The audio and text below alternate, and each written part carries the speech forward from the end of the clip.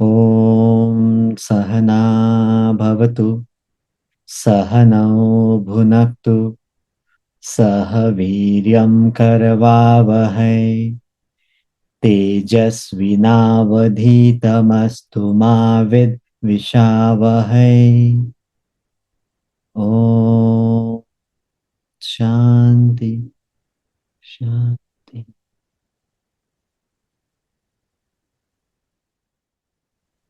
So in the session till now, we have covered the aspect of the personality.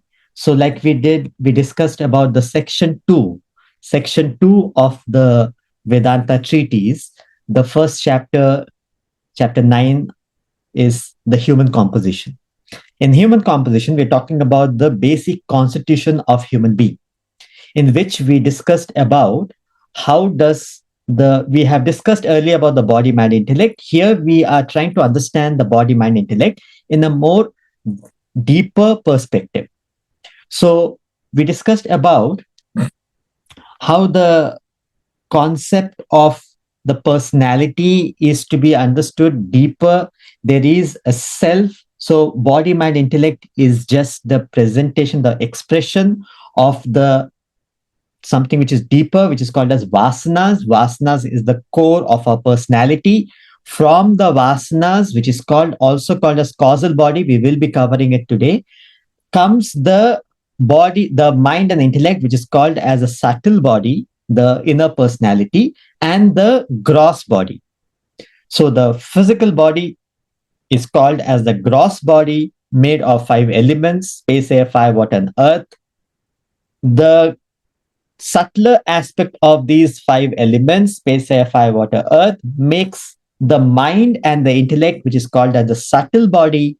And deeper than that is something called as the causal body, the cause for our body, the physical personality, the individuality, vasanas, or unmanifested desires, which is coming from the self reality. So this is something which means the self and the vasanas is something which we need to rely on these masters for our understanding, because we can only understand up to the body, mind, and intellect. Beyond that, we cannot understand, we cannot comprehend, we cannot conceive it. Since we are the product, the body, mind, intellect is a product of the vasanas. It is too subtle to understand what exactly the vasana is. We can only project that there is something which is distinct and different in all of us, which is the core, the seed of our personality, which we are calling it as vasanas. And beyond the vasanas is something called as the self, Brahman, Atman, God, Allah, Vaheguru, Bhagwan. These are all names given to that unknown entity, the pure consciousness within our personality. So that's the composite personality we have done till now. Then comes the expression, the body becomes the perceiver. So the physical body has a perceiver and an actor. It's not just the body. We earlier said body performs action. Here we are going deeper and saying body has a perception, eye, ear, nose, tongue, and skin, and action. Both are part of the physical body. Then comes the mind, which is a feeler, and the intellect, which has 2 aspects. One is the gross intellect, the subtle intellect. So the body becomes a perceiver, body becomes an actor, and that combination is the physical personality. The mind becomes a feeler, and that becomes the emotional personality. So the self plus the mind becomes a feeler, becomes the emotional personality.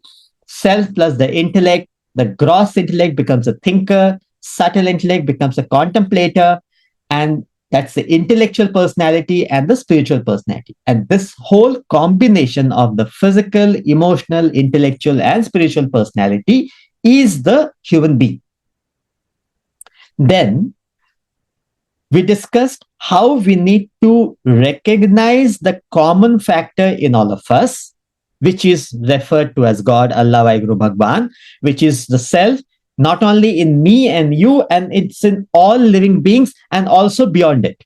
It's not restricted, constricted to only living beings. It is a substratum of the creation.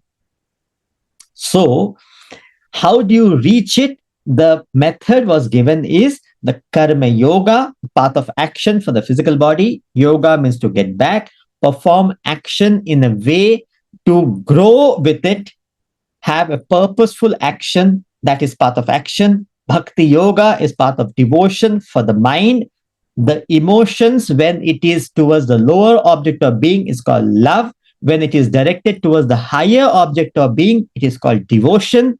The tendency of the emotion when it is towards the lower object of being is to get attached and involved. So what they're saying is direct it towards the higher, and that devotion towards the higher object of being, that reality is the path of devotion. That benevolence we recognize at every moment of our life. The Jnana Yoga is path of knowledge for the intellect. That ability to think, reason, judge, decide, we use that to gain knowledge and develop that understanding of what is permanent and what is impermanent in you. The knowledge which is being transacted is permanent. The speaker in front of you is impermanent, maybe dead and gone. You may not see him again. So value the knowledge, not the personalities. Jnana Yoga teaches us to value the important aspect of the transaction, which is the knowledge. So at every time, every experience, what is permanent and what is impermanent in life. That is Jnanam, knowledge. So then he explains about the concept of charioteer. And so the charioteer example, the metaphor which is there in the Bhagavad Gita, also in the Kathopanishad, it talks about this concept of being in control of your personality. So the five senses need to be in control by the charioteer. The mind is in control of the senses.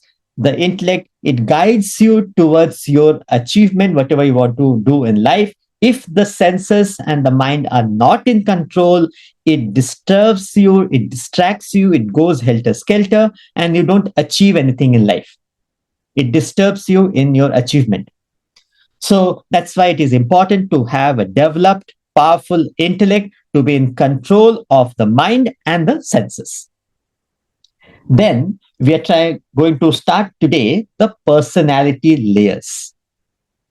The human being is composed of 5 material layers with the self. Atman at the core. The diagram below represents this structural division. Food sheet, vital air sheet, mental sheet, intellectual sheet, bliss sheet. Anandamaya kosha, Vijnanamaya kosha, Manomaya kosha, Pranamaya kosha, Annamaya kosha.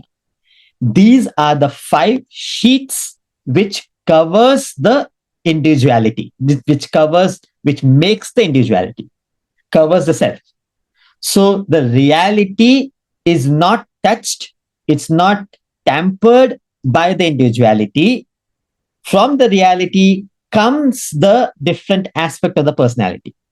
So the mystic symbol Om, pronounced at the Om, at the center is Atman. The 5 circles, the 5 layers of matter are known as Panchakoshas. The outermost circle is the food sheet, Annamaya kosha. Within it is the vital air sheet, Pranamaya kosha. Next is the mental sheet, Manomaya kosha. And the intellectual sheet, Vijnanamaya kosha. The innermost is the bliss sheet, Anandamaya kosha. So it starts from the grossest, which is the Annamaya kosha, the food sheet. Then the Pranamaya kosha, which is called as the vital air sheet. Then the Manomaya kosha, the mental sheet. Vijnanamaya kosha, which is the intellectual sheet. And then the Anandamaya kosha, the bliss sheet, which is also equal to the Vasanas. Now, the food sheet is the physical body constituted of the 5 organs of perception and 5 organs of action. So like we discussed, we are zooming into the personality. This is the technical way of understanding our personality. We have till now understood it from a more general perspective. Here we are going deeper to understand how does this personality, the sheaths, work. So the food sheath is the physical body constituted of the 5 organs of perception and 5 organs of action. Term so it is caused by food consumed, maintained by food, and finally ends up as food for other creatures. So the Annamaya Kosha, Annam means food, Annamaya Kosha is the food sheet. This is representing the gross body, the grosser personality.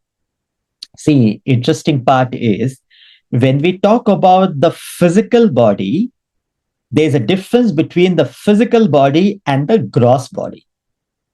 The physical body is not just the gross body. Gross body has much more to it. So we will discuss it in detail. So first is the Annamaya Kosha, then comes the vital air sheet, which is the Pranamaya Kosha. This sheet is made up of the 5 physiological functions known as the pranas. It is named vital air since it is related to the air you breathe. The pranas are the following 5 faculties. Prana, perception, the 5 senses of seeing, hearing, smelling, tasting, and touching. Apana, excretion, that which throws out, discharges, feces, urine, sperm, spectrum, perspiration, etc. Samana, digestion, digest food consumed.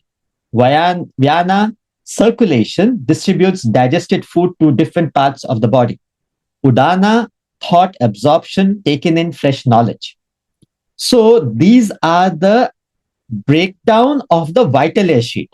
Prana, Apana, Samana, Vyana, Udana. When you go deeper into the vital air sheet, this is where it is breaking down and understanding that there are furthermore division of the vital air sheet. Now, what is importance of the vital air sheet? It is a very important part of the personality because vital air sheet is the connection between the physical body and the mind. Earlier till now, we have discussed about the body, mind, intellect. We just said the body. When we say body, it is not a complete expression. Here we are going detailed and understanding between the physical body and the mind, there is a connecting layer, and which is called as the Pranamaya Kosha. So this pranam, this vital air sheet is having a 2 aspect. We will cover that. It has a grosser aspect and it has a subtler aspect. So all the aspect of our personality, the physiological aspect of our personality is part of the Pranamaya Kosha. These faculties are sharp when you are young. As one grows older, they gradually lose their power and vitality. And at the old age, people can hardly hear, see. Their capacity to digest food or absorb new thoughts and ideas become very weak. So this Pranamaya Kosha ages with time. So the physical body also ages. The Pranamaya Kosha also ages. And that's why we see all this perception, excretion, digestion, circulation, thought, absorption. It changes with time. A person, so let's say thought absorption. A child can absorb fastest. An older person will take time to absorb the thought, to understand it. Now that is because the Udana Shakti is weakened. Vyana is circulation within the personality, within the body, physical body. So now that becomes slow. The digestion, the metabolism becomes slower as we grow. It is part of the Pranamaya Kosha. So there is a layer which is taking care of the aspects of the physical body, which is subtler than the physical body. Physical body is the grossest part, which is the food sheet. But beyond the food sheet, there is a subtler layer which takes care of the body. And also it connects to the mind and the intellect. Vital air sheet is subtler. It controls the food sheet. When the pranas are in good shape and function properly, the physical body remains hale and healthy. As they slacken, become inefficient, the body becomes adversely affected. So the vital air sheet controls the food sheet. The law is it is a subtle which controls the gross, not the other way. Gross cannot control the subtle. So the subtle body controls the gross aspect of the personality. So here we're starting with the food sheet, which is the grossest, that is controlled by the pranas. So as the pranas start growing up, when the vital air, when the vital aspect of the personality is drained or it is used, it gets more old or aged. The physical body also is affected, impacted because of that. Next is the mental sheet. The mental sheet comprises the mind. It controls the vital air and the food sheet. So since the mental sheet is the subtlest sheet, it controls the pranamaya kosha, the pranas, and the physical, the food sheet. When the mind is calm and composed, the physiological functions are efficient and the body remains healthy. When the mind is disturbed and agitated, both the vital air and food sheets are affected. See, the pranas, pranayama, we say in the yoga, we do it. Now, physically performing pranayama is not going to quieten the mind. It can do it temporarily, it cannot be permanent solution. The gross cannot control the subtle. It is the subtle which controls the gross. When the mind is calm, your breathing will be normal. Is the other way. So yes, by doing pranayama, we make it conducive, but that is not the way forward. That is not, you have to be in control of the mind. When the mind is quite calm, composed, in control, automatically your pranas will be functioning properly and your physical body will be fresh. You'll be more, you look younger. A lot of people, they say, you look younger because of the physical body which is being impacted by the pranas and by the mind. So if you have to deal with the personality, you go deeper. Remember, we discussed one of the session that deeper you go, better the control you have on your personality. So this is what we mean. When you are at the physical level, the food sheet, there is no control. When you go to pranas, when you are able to have the control in the pranas, then you can have as much. See, the metabolism, when we say youngsters have a good metabolism, they can have as much food, but still they're able to digest it. How is it so? Because the pranas are very active, is in a good form, is a good condition. So because of that, the food sheet is being taken care of. But when the pranas become gradually grows older, it is important that we are conscious and careful about our food, how much intake we take. So the mental sheet affects the personality. We don't realize how the subtle aspect of the personality impacts the grosser aspect of the personality. We see people get into stress, and that impacts as a blood pressure, blood sugar. All this is happening because the subtler part of the personality is impacting the grosser aspect of the personality. So the mind is made up of impulses, feelings, likes and dislikes, emotions, passions. It is replete with likes and dislikes. The mind desires to obtain what one does not possess and become attached to what one possesses. It can be turbulent like wind. Strong wind can uproot trees, wreck ships and aircraft. So does a turbulent mind cause terrorism, genocide. So the mind we are dealing with is super powerful. We need to be conscious and careful about the emotions of the mind. By letting it function, operate on its own, it can be deadly. We are not in control of our personality. That's what he's trying to tell us, that because it is a subtler personality and it is so powerful, it can impact the entire personality. We don't understand a person who's committing a crime, a terrorist. What is different about the person? He's also a very ordinary human being. But what makes him different is the way the mind functions, way the mind operates, makes him act, pushes him to act, as it were. So, if you're not in control of the mind, you're not in control of the pranas, you're not in control of the Annamaya Kosha, the food sheet. Mind has another weakness. It has a natural tendency to slip into the past or the future. If left unattended, it would constantly worry over the past or become anxious of the future. It hardly remains in the present. This causes stress and strain to practically every adult. Whereas little children have no stress since they are free from worry or anxiety. So if you see children, they don't have worries and anxiety. They have so much energy. We wonder, how are they able to retain so much of energy? Where are they getting the energy from? Because physically they are weaker than us. We are physically stronger.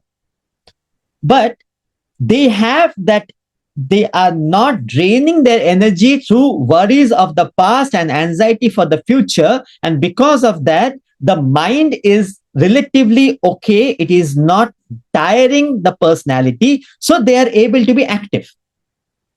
We adult, as we grow up, the desires become uncontrolled, and that gives us worry and anxiety. So the mind needs to be in control of at all times. And only when then we can be in control of the personality. And how do you control the mind? By moving to the higher level, subtler level of the personality, which is the intellectual sheath. The intellectual sheath, this sheath comprises the intellect, the faculty to think, reason, and contemplate. The intellect judges and decides the mental and physical activity, controls the mental vital air and food sheet. So, since the mind, the Vijnanamaya Kosha, which is the intellectual sheet, is the subtler, then the mind, Manomaya Kosha, Pranamaya Kosha, and Annamaya Kosha. So, because the intellect is subtler than the mind, vital air, and food sheet, so the intellect is able to control, guide the mind, vital air, food sheet.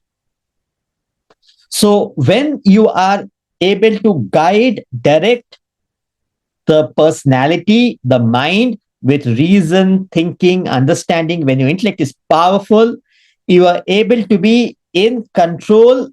The mind is in control.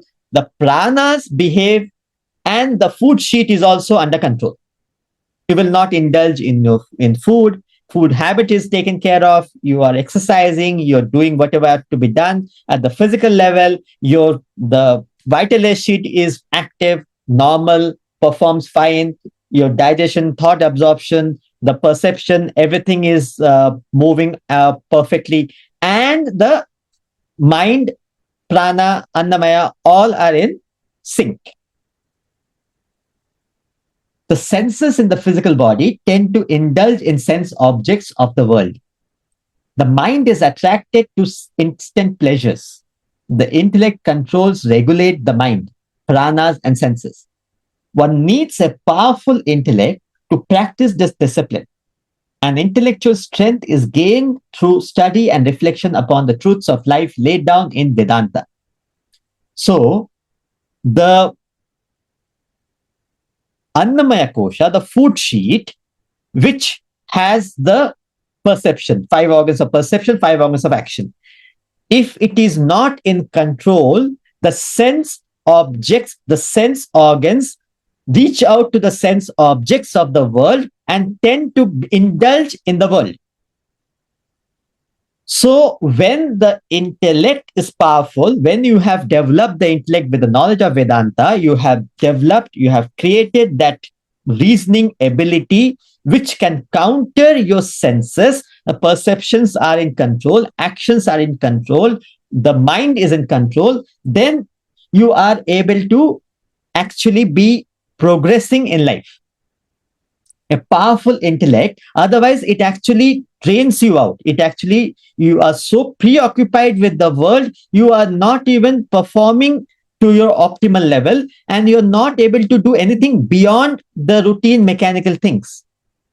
So what Vedanta is saying is progress, rise beyond these material things. Whatever has to be done, do it efficiently, dynamically, all that is fine, but do not get involved into it. And that is possible when your intellectual sheath, when the intellect is sharp, powerful, not letting the mind getting involved and attached to the world.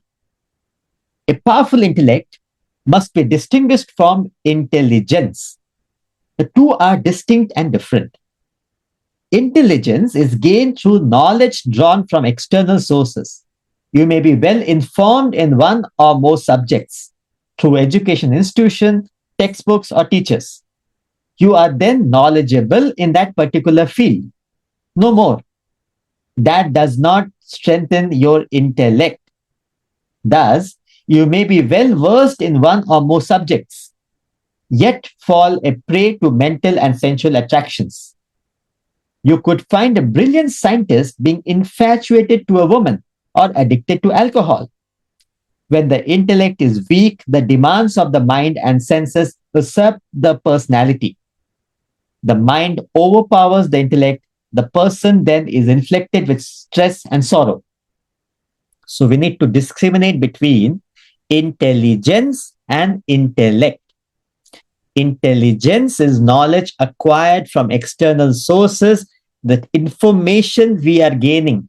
That does not necessarily develop the intellect, which is an ability to think, reason, judge, decide, discriminate.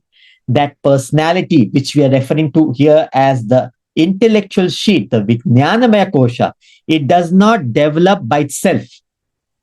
It has to be developed consciously by using the faculty. More you use the intellect, more you develop the knowledge. With the knowledge of the Vedanta, you're applying the intellect, that makes it more stronger. It gives you that stamina to face the world. So, in mere intelligence cannot develop the intellect. So, does it mean that we don't gain intelligence? We don't get information from the world? No. It only means that gaining intelligence cannot be at the expense of developing the intellect. You prioritize developing the intellect, and in the process, you may need information, intelligence, you need data, which is fine, but you don't overemphasize on gaining information, collecting information from the world, but it is more about application of the information. That develops the intellect. That is the uniqueness of a human being. The mind's nature is also to slip into the past or the future. That ruins one's concentration. For concentration, your mind must back your action. When your intellect keeps the mind focused on the present action without allowing it to slip into the past or the future, then you are concentrating. Very important. This is the definition of concentration. When the intellect keeps the mind focused on the present action without allowing it to slip into the past worries or the future anxiety, you are concentrating. What is concentration? Concentration is defined by intellect keeping the mind in the present task without allowing it to slip into the past worries or the future anxiety. It is the nature of the mind to be distracted. It is the task of the intellect to keep the mind in the task, not letting it get distracted. You need a strong intellect to do that. Hence, people with mere intelligence and no intellectual strength find it difficult to concentrate. People spend hours and you find that the actual quality time or actual time spent in the task is very less. What is the problem? Where are we missing out? We are not giving ourselves. It is because we are distracted. We are not focused on the task in hand. Whatever we take up, a spiritual person is one who's able to focus in whatever task being given. So he is able to concentrate because the mind is in control. The intellect is able to keep the mind in the present task. Hence, people with mere intelligence and no intellectual strength find it difficult to concentrate and become less productive in their field of activity. Next is the bliss sheet. The bliss sheet consists of vasanas, the inherent, innate material that one is made up of. If you remember, we are going from the food sheet to the vital air sheet, pranamaya kosha, to the mental sheet, the manomaya kosha, to the vijnanamaya kosha, the intellectual sheet. Now we are in the anandamaya kosha, bliss sheet, or the vasanas. It is closest to the self, the reality. And that's why it's called bliss sheet, closest to the bliss. The bliss sheet consists of the vasanas, the inherent, innate material that one is made up of. It is the seed, the subtlest form of the human personality. When you remain in bliss sheet, you are in deep sleep, dreamless sleep. In that state, your vasanas are unmanifested. They manifest as thought and desire in the dream and further into action in the waking state. Remember, we have covered the chronology of action: vasana, thought, desire, action. So vasana is at the bliss sheet, this level, when it is at the unmanifested level. It manifests into desire, thoughts. The first manifestation of vasana is thoughts, which is at the thought and desire is at the level of the mind and the intellect. And then comes the action, which is at the annamaya kosha, the food sheet. That's what he's saying. So it is a seed, subtlest form of the personality. When you remain in the bliss sheet, you are in deep sleep, dreamless sleep. In the state of vasanas unmanifested, they manifest as thought and desire in the dream and further into action in the waking state. Since the dream and waking state contains thought and desires, you experience mental agitation, less or more. The moment you enter the portal of sleep, all agitation ceases. You experience peace and bliss. Hence, the state of deep sleep is known as bliss sheet. But this bliss is relative, not the absolute bliss of self-realization. So, this sheet, what they're calling is an state of unmanifested desires, also called the causal body. So, since it's the cause of the personality, causal body. So, the bliss sheet, Anandamaya Kosha, since the desires are not yet manifested, it is in the unmanifested form. So you feel a sense of peace, bliss. But it should not be misunderstood as the reality, bliss of the reality, self. Because this bliss is a relative bliss. As long you're in deep sleep, you are stress-free. But how many people can fall off to deep sleep? It takes, you hardly go to dream and you are awake. So you can't even fall to sleep. When the mind is agitated, disturbed, you cannot fall to deep sleep. In fact, for a realized master, they do not have the dream. It is just the waking and the deep sleep. They don't go through the problem of the dream state of consciousness. Or rather, they will have a less experience in the dream. They fall back to sleep, deep sleep.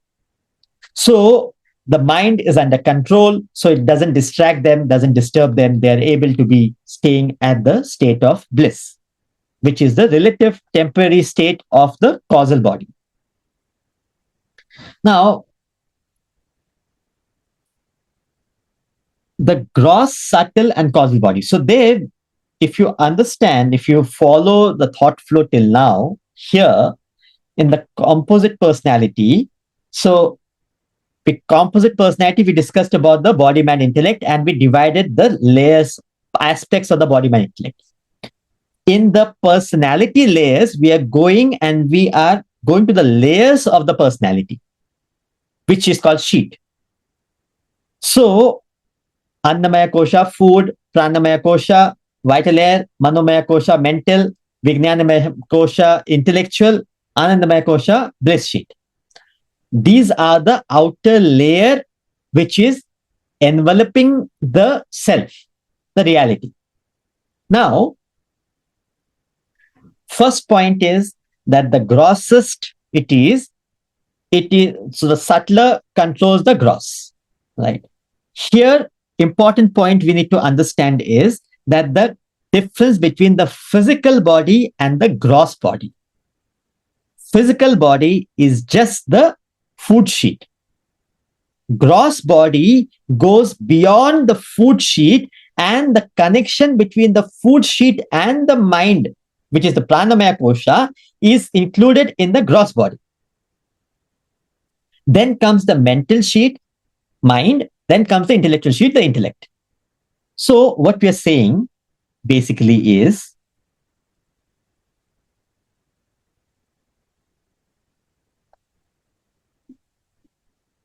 the food sheath, what you see, which is the part of the physical body. Now, there is a part of the grosser part of the vital air sheath. This becomes the gross body. So we are talking about the sheaths, and we are also going to the gross body, subtle body, causal body, and then we will be talking about the waking, dream, and deep sleep. So if you look at it, the food sheath is just about the 5 organs of perception actions, but this is the physical body. Physical body is not equal to the gross body. Gross body includes the grosser part of the vital air sheath. What is the vital air sheath? Prana, apana, samana, vyana, udana. The grosser part of these 5 physiological functions is part of the gross body. The subtler part of these 5 physiological functions is the part of the subtle body, mind and intellect. So mind and intellect doesn't end with the mental sheath, it comes to the subtler part of the physiological function. So one is the perception, one is the recognition of the perception. This is going subtler into the personality. One is the execution. Then it is the aspect in the personality which is taking care of this grosser aspect of the vital air sheath, the digestion, the circulation, the thought absorption. So the subtler part of each of these 5 physiological functions is part of the subtle body. The grosser part of these 5 physiological functions is part of the gross body. So the mental sheath and the intellectual sheath makes the subtle body, and the causal body is part of the bliss sheath. This is how it works. So anatomically is at the physical level, gross body, food sheath. Heart is anatomical structure, pumping blood is anatomical function. So it is the gross part of the physical body which is just performing an action. But physiological is at the cellular level. The vital air sheath, subtler level like digestion, etc., is taken care of. So it goes subtler part of the physical body. Physiological functions are automatic. As soon as we start breathing, all the functions starts. So they are all interconnected. They are related. Moment a child, when they're born, if the child doesn't cry, the doctor beat up the child to make it cry, because crying indicates breathing. It's a sign that it starts breathing, indicating life. So if it's not crying when the child is born, meaning there's a chance that child is born dead. So moment the breathing starts, the rest of it starts. Till the child was born, the whole system was taken care by in the mother's womb.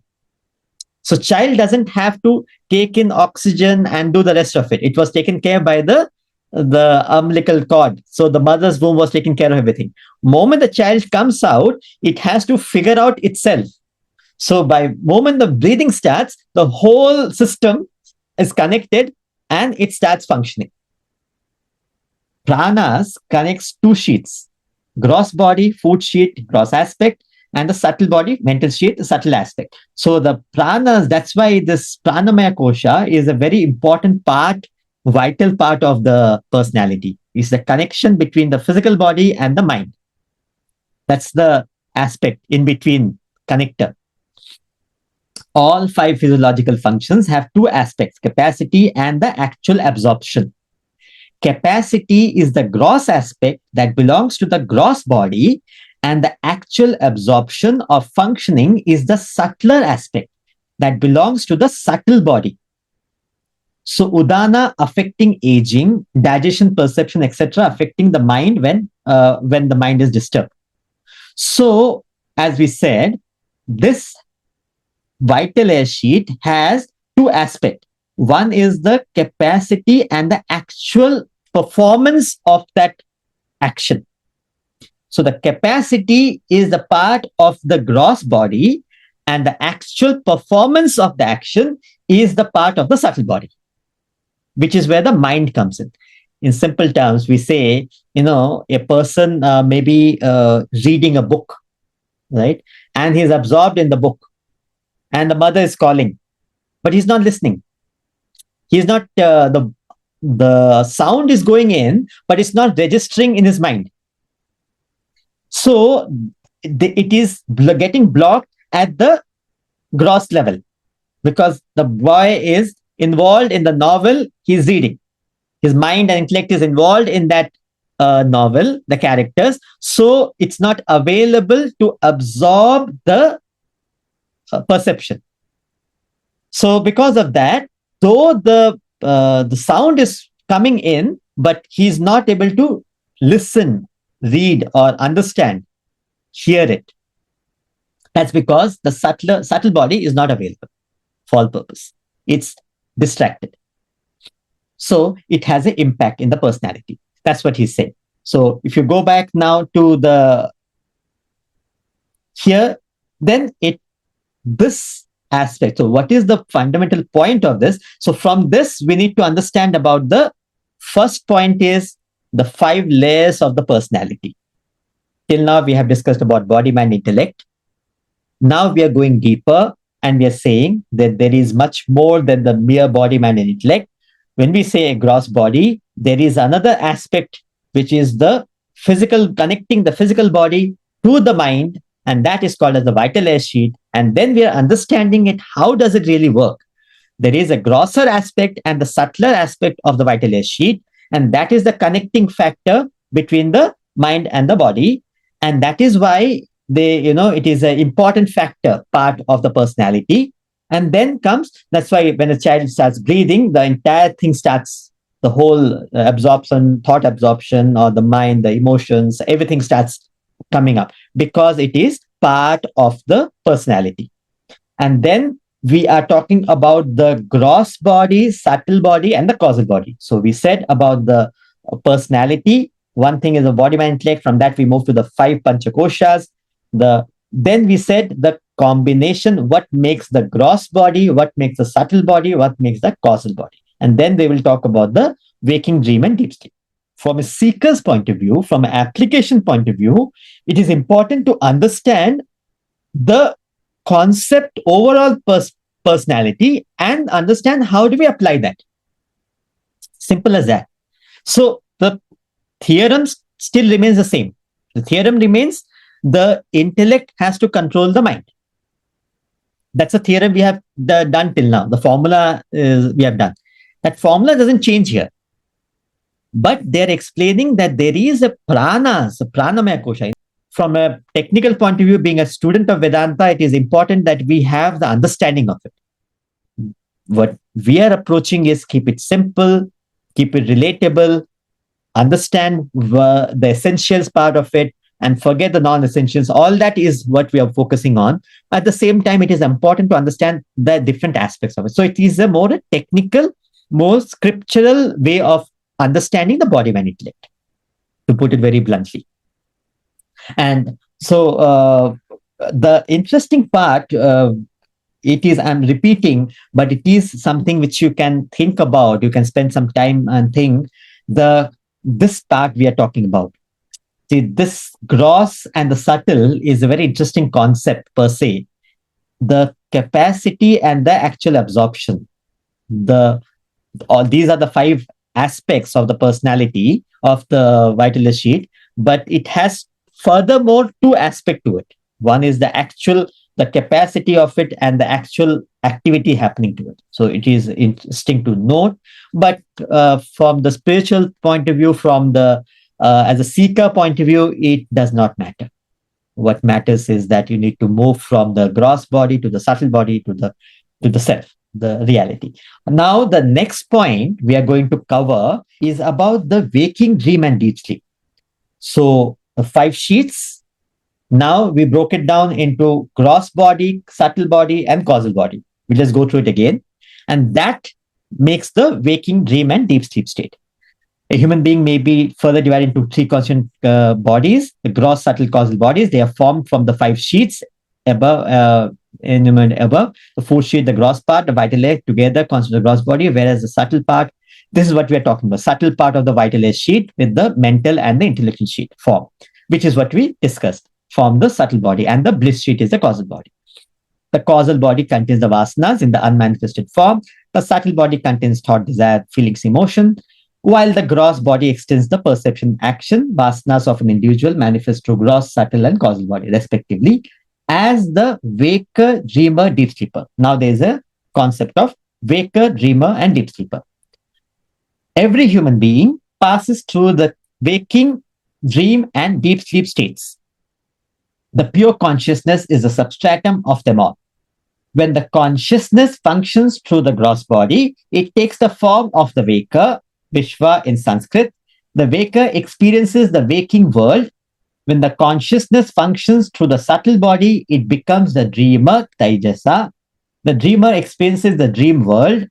The functioning through the causal body, consciousness turns into deep sleep, Prajna. A deep sleeper enjoys sound sleep, free from thought, desire, and action. Thus, one consciousness identifies with the three bodies manifest as at the macrocosm as the waker, dreamer, deep sleeper, Vishwa, Taijasa, Prajna. These are technical words being used in the scripture. Here, Swamiji is explaining the concept. Vishwa is the waker, Taijasa is the dreamer, Prajna is the deep sleeper. Now, this is at the microcosmic level. Then comes the macrocosmic level, at the world level, collective level. You go through the waking, dream, and deep sleep all your life, but at any time you assume only one of the three personalities. You are either a waker or a dreamer or a deep sleeper. When you take up the position of a waker, the waker goes through experiences of the waking world. The waker treats the waking world as real and rejects the dream world as unreal, a mere illusion. Again, when you take up the position of a dreamer, the dreamer treats the dream world as real. To the dreamer, the waking world and all that goes in with it does not exist. So both the waker and the dreamer experience a relative reality as long as each is confined to his respective realm of experience. But the moment he crosses the boundary of his world, the reality is lost. Yet, both waker and the dreamer emphatically assert that his world is absolutely real. So what he's saying is, see, this concept of waking, dream, and deep sleep, we are going to cover in detail in the next, another chapter. So don't worry about that. Here he is talking about a general concept, more a technical part of it, more a scriptural way of understanding it. So he's saying, waker right now experiencing the waking state of consciousness. When we go to sleep, it is the dreamer experiencing the dream state of consciousness. When you are in deep sleep, the deep sleeper is experiencing a deep sleep state of consciousness. Now, important point to note is, waker is not equal to dreamer, is not equal to deep sleeper. We assume that the waker now, this personality here, is equal to the dreamer. It's not so. This waker and the waking world has an experience, a relative reality now. When this waker goes to the dream, he has a different personality. He may have a different family. He may have a different experiences all together. And the dreamer has a different dream experience. Waker and the waking experience is not equal to dreamer, and the dream experience is not equal to deep sleeper and the deep sleep experience. These three are assumed personalities. You do not belong to the waker, dreamer, deep sleeper. You are that constant reality, that pure consciousness which functions through the waking, dream, deep sleep state of consciousness. That which makes you aware, conscious in the waking state is the same consciousness which is making you aware in the dream state of consciousness, is the same consciousness which is making you aware of that nothingness. You get up and say, I had a very good sleep. Who is saying that? You are saying that. Not the waker, not the dreamer. It is the, how did you get the experience? Because the pure consciousness was there, which is still in the waking state. And with that experience, you come to conclude that you had a very good sleep, which is lack of thoughts, nothingness. So what they're trying to now, we're just starting to, you need to understand that there is a difference, and we become so clear with our experience. We say that this is the world all about. We need to question the veracity, the reality we are living in. Just because it seems so solid doesn't make it real. We will be covering it in the later part of the chapter, in the chapter of states of consciousness, where we to go in deeper on the waking, dream, and deep sleep. Now, till now, he said that the technically it's called as the Vishwa, Waker, Tejasa, Dreamer, Pragnya, Deep Sleeper, right? Vishwa, Waker, Tejasa, Dreamer, Pragnya, Deep Sleeper. And there is a collective part also. You must realize you are not the Waker, Dreamer, Deep Sleeper. You are the Supreme Self, Atman, God. You are the pure consciousness. The Supreme Consciousness passing through the gross, subtle, and causal body assumes the forms of limited waker, dreamer, deep sleeper, just as a colorless water appears green, blue, or yellow when seen through those colored glasses. So do you see yourself limited through these bodies. What a blunder you make of yourself to believe you are the waker, dreamer, or deep sleeper. Never do you recognize yourself in its pristine glory. The self that lies unconditioned beyond these three bodies. To discover your real self, you must transcend the limitation of your material equipments, drop your identification and attachment with them through spiritual practices. You then attain your supreme being, the state of God consciousness known as Turiya. Turiya in Sanskrit means fourth. You reach the fourth state, the transcendental, beyond the three mundane states. As I mentioned, we will be talking about it in the chapter, the states of consciousness. The consciousness is the substratum of the microcosm and the macrocosm as well. When the consciousness functions through the aggregate of all gross bodies, it expresses as Virat, cosmic maker. The same functioning through the aggregate of all subtle bodies expresses as Hiranyagarbha, cosmic dreamer, and through the aggregate of all causal bodies as Ishvara, cosmic deep sleeper. The combination of these cosmic expressions is the macrocosm. The cosmic waker, cosmic dreamer, cosmic deep sleeper. Total gross body. All the wakers put together makes the cosmic waker. All the dreamer put together makes the cosmic dreamer. All the deep sleeper together makes the cosmic deep sleeper. Discovers the consciousness around which the microcosm and macrocosm together form the world as illustrated below. If the microcosm is likened to a drop of water, the macrocosm would be the ocean. Both the drop and ocean are water. He who understands water in the drop understands water in the ocean, water everywhere. Likewise, he who realizes the self within, realizes the self in one and all, the all pervading being discovers the consciousness around which the microcosm and macrocosm revolve, attains spiritual enlightenment. So we need to go beyond the microcosm and the macrocosm and merge with our pure consciousness, which is the core of our personality. Moment you understand the reality in the microcosm in your own personality, when you go deeper in your personality and you recognize the reality in the core of your personality, automatically you recognize the reality in the world as well. So the water droplet and the ocean. Water droplet is the microcosm and the ocean represents the macrocosm. Both are water. When you recognize the water in the drop, automatically you recognize the water in the ocean and you see the oneness and you merge with the totality and you attain spiritual enlightenment.